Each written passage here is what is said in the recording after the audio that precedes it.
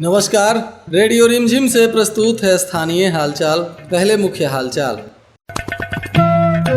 लूट कांड के वांछित 25,000 के इनामी अपराधी को पुलिस ने किया गिरफ्तार। फुलवरिया में विशेष मतदाता सूची पुनरीक्षण को लेकर एसडीओ ने की समीक्षा बैठक। मुहर्रम को लेकर जिला प्रशासन अलर्ट, जगह जगह किया जा रहा है फ्लैग मार्च। जिला नियोजनालय के तरफ से व्यावसायिक मार्गदर्शन योजना के अंतर्गत स्टडी किट का होगा वितरण। और लाल कुआं साप्ताहिक कोलकाता विशेष ट्रेन 8 फेरों के लिए बढ़ाई गई। स्थानीय हालचाल के इस अंक के साथ मैं निकेत मिश्र। अब हालचाल विस्तार से। लूट कांड में वांछित 25,000 रुपए के इनामी अपराधी को आज पुलिस ने गिरफ्तार कर लिया। बताया जा रहा है कि गिरफ्तारी के दौरान अपराधी जब भागने लगा और पुलिस जब उसको खदेड़ रही थी, इसी दौरान वह जख्मी भी हुआ है, जिसके बाद घायल अवस्था में पुलिस ने उसे अस्पताल में भर्ती कराया है, जहां उसका इलाज चल रहा है। बताया जा रहा है कि इस पर कई थाना क्षेत्रों में लूट कांड और छिनतई को लेकर मामला दर्ज है। सिर्फ गोपालगंज ही नहीं, यह मुजफ्फरपुर और पूर्वी चंपारण इत्यादि के भी कई क्षेत्रों में सक्रिय अपराधी सरगना के रूप में काम कर रहा था। इसके रैकेट में बहुत सारे अपराधी शामिल भी हैं। आज इसको लेकर पुलिस अधीक्षक अवधेश दीक्षित से बातचीत की गई, तो उन्होंने इस गिरफ्तार अपराधी मिथिलेश कुमार, पिता गिरिजा राय, जो पूर्वी चंपारण के मनोहर छपरा का निवासी है, इसके संदर्भ में बताया। कल मोहम्मदपुर थाना और एसटीएफ की टीम की मदद से हम लोग के द्वारा एक 25,000 का इनामी मिथिलेश कुमार की, जिसके पिता का नाम गिरिजा राय है, ये रहने वाला मोतिहारी का है, इसकी गिरफ्तारी की गई है।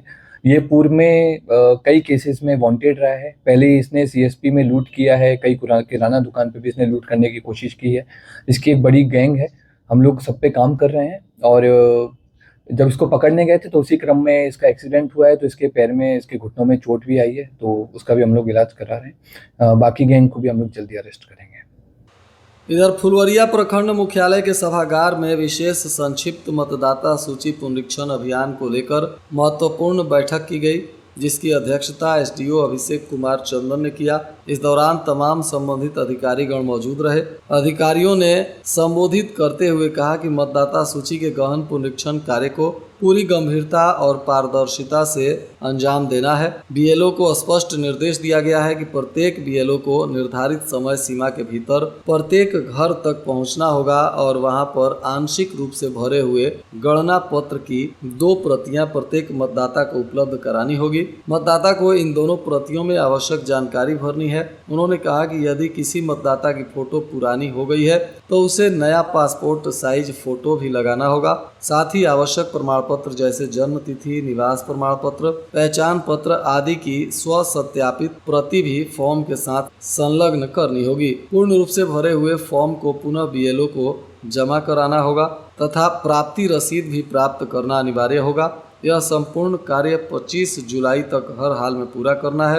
एसडीओ ने चेतावनी देते हुए कहा कि इस कार्य में किसी भी प्रकार की लापरवाही या कोताही बर्दाश्त नहीं की जाएगी। दोषी कर्मियों के विरुद्ध विभागीय कार्रवाई भी की जाएगी। उन्होंने कहा कि उपस्थित 9 पदाधिकारियों को पुनरीक्षण कार्य की नियमावली निगरानी सुनिश्चित करने और समय समय पर बीएलओ से प्रगति रिपोर्ट प्राप्त करने का भी निर्देश दिया गया है।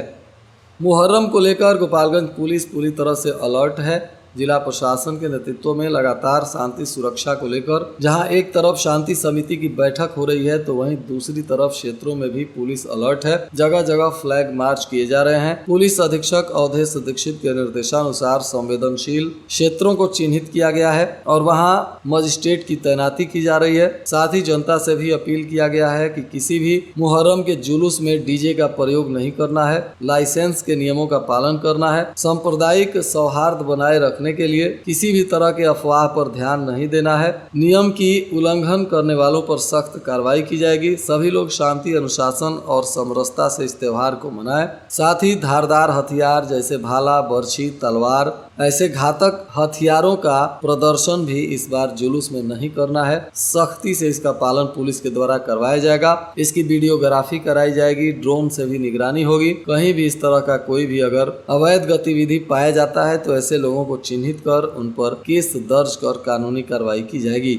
आज इस संदर्भ में पुलिस अधीक्षक अवधेश दीक्षित ने बातचीत करते हुए बताया, गोपालगंज जिले में मुहर्रम पर्व के अवसर पर पुलिस और प्रशासन की तरफ से बड़े पैमाने पर तैयारी की गई है। हम लोग के द्वारा बड़ी संख्या में सेंसिटिव पॉइंट्स को चिन्हित करके और वहाँ पर फोर्स का डिप्लॉयमेंट किया गया है। इसके अलावा सभी थानों में फ्लैग मार्च हो रहा है, स्पॉट मीटिंग्स हो रही हैं, शांति समिति के लोगों के साथ बैठक की जा रही है, जितने भी लाइसेंसधारी हैं उनके साथ बैठक की जा रही है। हम लोगों के द्वारा हमारे पोर्टल पे एक अपील सबसे की गई है, जिसमें बहुत स्पष्ट किया गया है कि बिना लाइसेंस के कोई भी जुलूस नहीं निकलेगा। किसी भी जुलूस में डीजे का पूर्णतः प्रतिबंध रहेगा। इसके अलावा जो उपद्रवी हैं या फिर जो एंटी सोशल एलिमेंट्स हैं उन पे हम लोग लगातार नज़र रख रहे हैं। तो हमारी तरफ से सभी को यही अपील है कि ये जो पर्व है, इस फेस्टिवल है, इसको शांति से मनाएं और कोई भी अगर रूमर हो तो उसको तुरंत हम लोग की हेल्पलाइन पे या फिर मेरे नंबर पे बताएं। हम लोग उस पर कड़ी से कड़ी कार्रवाई करेंगे। फ्लैग मार्च भी निकाला गया है, मेरे द्वारा भी फ्लैग मार्च अलग से निकाला जाएगा। श्रम संसाधन विभाग पटना के तरफ से नियोजन सह व्यावसायिक मार्गदर्शन योजना के अंतर्गत वित्तीय वर्ष 2025-26 में पात्र लाभार्थियों को स्टडी किट प्रदान किया जाएगा। इस योजना का उद्देश्य विभिन्न प्रतियोगी परीक्षाओं जैसे UPSC, BPSC, railway, banking, SSC आदि की तैयारी कर रहे आर्थिक और सामाजिक रूप से पिछड़े वर्गों के अभ्यर्थियों को शैक्षणिक संसाधनों की सुविधा उपलब्ध कराना है। इस योजना के लाभार्थी निम्नलिखित वर्गों से होंगे: महिला वर्ग, अनुसूचित जाति, अनुसूचित जनजाति, आर्थिक रूप से कमजोर वर्ग, दिव्यांग जन तथा ट्रांसजेंडर जैसे लोग इस योजना का लाभ ले सकते हैं। सभी लाभार्थियों को बिहार राज्य का निवासी होना अनिवार्य है। बताया गया कि पात्रता की शर्तें भी हैं। उम्मीदवार की वार्षिक पारिवारिक आय 3 लाख से कम होनी चाहिए। प्रतियोगिता परीक्षा के अनुसार आवश्यक शैक्षणिक योग्यता भी होनी चाहिए। आवेदन करने के कम से कम 6 माह पूर्व NCS पोर्टल पर पंजीकरण भी अनिवार्य रूप से होना चाहिए। रेलवे प्रशासन की तरफ से रेल यात्रियों की सुविधा को ध्यान में रखते हुए पूर्व से चलाई जा रही एक जोड़ी गाड़ियों का अवधि विस्तार किया गया है। विस्तारित अवधि में इन गाड़ियों का मार्ग, ठहराव समय और रैक संरचना पूर्व की भांति रहेगा। बताया जा रहा है कि लाल कुआं से 26 जून तक चलाई जा रही 050-60 लाल कुआं कोलकाता साप्ताहिक विशेष गाड़ी का संचालन 10 जुलाई से 28 अगस्त तक 8 फेरों के लिए बढ़ा दिया गया है। वहीं कोलकाता से 28 जून तक चलाई जा रही 050-59 कोलकाता लाल कुआं साप्ताहिक विशेष गाड़ी का भी संचालन 12 जुलाई से 30 अगस्त तक 8 फेरों के लिए बढ़ा दिया गया है। कटिया थाना क्षेत्र के राजापुर गांव में भूमि विवाद को लेकर 2 पक्षों में भीषण मारपीट हुई। खूनी संघर्ष हुआ जिसमें दर्जन भर लोग घायल हैं। इस हिंसक झड़प में दोनों ओर से घायल सभी लोगों को सरकारी अस्पताल में भर्ती कराया गया है। इनमें कुछ लोगों को डॉक्टरों ने रेफर भी किया है। घटना की सूचना मिलते ही भारी संख्या में पुलिस बल स्थिति को नियंत्रित करने के लिए क्षेत्र का जायजा ले रही है और क्षेत्र में भ्रमण भी किया जा रहा है तथा इस मामले में आगे की कानूनी कार्रवाई भी की जा रही है। इधर कटिया थाना क्षेत्र में जमुना बाजार से एक चोरी की कार को पुलिस ने पकड़ा है, जहां 39 लीटर से अधिक विदेशी शराब के साथ रवि रंजन कुमार को गिरफ्तार किया गया है। यह मोहम्मदपुर थाना क्षेत्र के कुसहर गांव के उमेश पंडित का पुत्र है। बताया जा रहा है कि इस पर पहले से भी शराब तस्करी के मामले दर्ज हैं। अब इसे फिर से शराब और चोरी की कार के साथ गिरफ्तार किया गया है और इस पर कानूनी कार्रवाई की जा रही है। इधर थावे में गश्ती के दौरान पुलिस ने शराब पीकर हंगामा कर रहे एक व्यक्ति को दूसरी बार गिरफ्तार किया है। बताया जा रहा है कि यह विदेशी टोला पोखरा के पास का रहने वाला अकबर अली है, जिसे अब पूछताछ के बाद न्यायिक हिरासत में भेज दिया गया। थावे के इंदरवा इबादुल्लाह पंचायत के वार्ड 10 में ग्राम पंचायत सदस्य के लिए 9 जुलाई को मतदान होगा। प्रखंड निर्वाची पदाधिकारी और बीडीओ अजय प्रकाश राय ने बताया कि सभी तैयारियां पूरी कर ली गई हैं। चुनाव के लिए प्राथमिक विद्यालय इंदरवा साकिर में मतदान केंद्र बनाया गया है, जहां पर 349 पुरुष और 330 महिला यानी कुल 669 मतदाता अपने मताधिकार का प्रयोग करेंगे। ईवीएम से 9 जुलाई को यह मतदान होगा। और इसके लिए सुरक्षा के भी तमाम इंतजाम किए गए हैं और सभी आवश्यक तैयारियां पूरी कर ली गई हैं। इधर उत्पाद विभाग की पुलिस ने विशंभरपुर के सलेमपुर मटिहनिया गांव में छापेमारी करते हुए 2 शराब तस्करों को उत्तर प्रदेश से शराब लेकर आते हुए गिरफ्तार कर लिया। इनके पास से 147 लीटर देशी शराब मिली है। इसमें विदेशी शराब भी शामिल है। दोनों आरोपी मीरगंज दक्षिण टोला के रहने वाले हैं। इनमें एक आरोपी का नाम साकिर हुसैन है तो दूसरा कैलाश कुमार बासफोर है। अब इन दोनों पर पुलिस उत्पाद अधिनियम के तहत कानूनी कार्रवाई कर रही है। पटना में भारतीय कृषि अनुसंधान परिषद का 3 दिवसीय अनुसंधान परामर्शदात्री समिति की 21वीं बैठक किया गया। इसका शुभारंभ डॉक्टर के.डी. कोकाटे, पूर्व उप महानिदेशक कृषि प्रसार, भारतीय कृषि अनुसंधान परिषद, नई दिल्ली की अध्यक्षता में किया गया। बैठक में समिति के अन्य सदस्यगण जिसमें डॉक्टर मसूद अली, पूर्व निदेशक भारतीय दलहन अनुसंधान संस्थान कानपुर, डॉक्टर M.D. सिंह, पूर्व सहायक महानिदेशक मत्स्य विज्ञान, doctor N.K. Tiwari, doctor S. Kumar, doctor A. वेलू मुरुगन सहित तमाम अधिकारीगण मौजूद थे। इस अवसर पर संस्थान के विभिन्न विभागों के विभागाध्यक्ष, अनुसंधान केंद्र रांची, कृषि विज्ञान केंद्र बक्सर और कृषि विज्ञान केंद्र रामगढ़ के प्रमुखों ने भी भाग लिया। समिति के अध्यक्ष डॉक्टर कोकाटे ने संस्थान के द्वारा किए जा रहे शोध कार्यों की सराहना की। उन्होंने जलवायु परिवर्तन के प्रभाव, सीमित संसाधनों, स्थिर बाजार तथा छोटी और खंडित जोत जैसी जटिल चुनौतियों की ओर ध्यान आकर्षित करते हुए कहा कि वहीं अनुसंधान फसल है जो किसानों की आजीविका को सशक्त बनाए और उन्हें व्यवहारिक समाधान उपलब्ध कराए। उन्होंने कृषि क्षेत्र में अपशिष्ट से संपदा की अवधारणा को अत्यंत महत्वपूर्ण बताते हुए कहा कि कृषि अपशिष्ट का वैज्ञानिक प्रबंधन कर न केवल उत्पादन में वृद्धि की जा सकती है बल्कि पर्यावरण संरक्षण और सतत विकास के लक्ष्यों को भी साकार किया जा सकता है। साथ ही उन्होंने कृत्रिम बुद्धिमत्ता और मशीन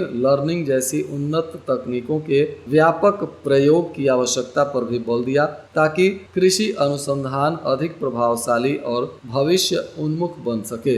डॉक्टर ए. वेलू मुरुगन, सहायक निदेशक, ने संस्थान द्वारा किए जा रहे शोध कार्यों की सराहना की और कहा कि किसान केंद्रित आर्थिक मॉडल विकसित करने, धान प्रति क्षेत्रों में मृदा पोषक तत्व और नमी प्रोफाइल अध्ययन तथा मूल्य श्रृंखला विकास तथा अपशिष्ट से संपदा जैसे महत्वपूर्ण पहलुओं पर अनुसंधान को अधिक सुदृढ़ करने का सुझाव दिया। बैठक के दौरान विभिन्न विशेषज्ञों ने अपने अपने क्षेत्रों से संबंधित महत्वपूर्ण सुझाव प्रस्तुत किए। डॉक्टर मसूद अली ने धान प्रति क्षेत्रों में हरियाली बढ़ाने पर जोर दिया।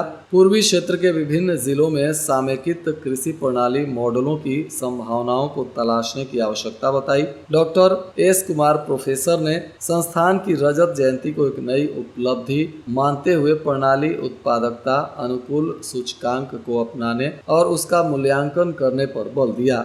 इस दौरान संस्थान के निदेशक डॉक्टर अनूप दास ने अनुसंधान परामर्शदात्री समिति के अध्यक्ष और सदस्यों का स्वागत किया और संस्थान की 25 वर्षों की उपलब्धियों की संक्षिप्त प्रस्तुति दी। उन्होंने कहा कि भविष्य में संस्थान का प्रमुख लक्ष्य कृत्रिम बुद्धिमत्ता और मशीन लर्निंग जैसी उन्नत तकनीकों को अपनाकर स्मार्ट एवं भविष्योन्मुख कृषि प्रणाली को बढ़ावा देना होगा। और आज के मौसम का तापमान गोपालगंज में न्यूनतम 26 डिग्री सेल्सियस और अधिकतम 37 डिग्री सेल्सियस रहने की संभावना है। अंत में मुख्य हालचाल एक बार फिर। लूट कांड के वांछित 25,000 के इनामी अपराधी को पुलिस ने किया गिरफ्तार। फुलवरिया में विशेष मतदाता सूची पुनरीक्षण को लेकर SDO ने की समीक्षा बैठक। मुहर्रम को लेकर जिला प्रशासन अलर्ट, जगह जगह किया जा रहा है फ्लैग मार्च। जिला नियोजनालय की तरफ से व्यावसायिक मार्गदर्शन योजना के अंतर्गत स्टडी किट का होगा वितरण। और लाल कुआं साप्ताहिक कोलकाता विशेष ट्रेन 8 फेरों के लिए बढ़ाई गई। इसके साथ ही रेडियो रिमझिम से प्रसारित स्थानीय हालचाल का यह अंक समाप्त हुआ। नमस्कार।